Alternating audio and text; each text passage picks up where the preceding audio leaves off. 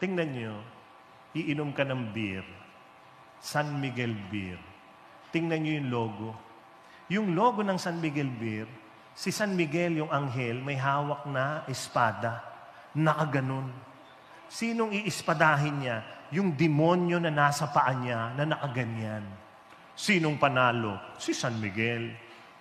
Kaya lang, pag ininom mo na yan, bumabaliktad. Sino nang nakaganon?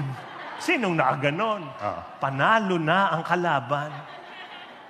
Kaya pag iinom kayo ng beer, istrohin nyo. Para si San Miguel pa rin ang panalo, ha? Istro. Yun ang mahalaga, ha? Naalala ko yung kaibigan ko, sabi niya, ako pag umiinom ako ng beer, 2 lang ang limit ko. 2. Pagkatapos ng 2, wala na akong limit.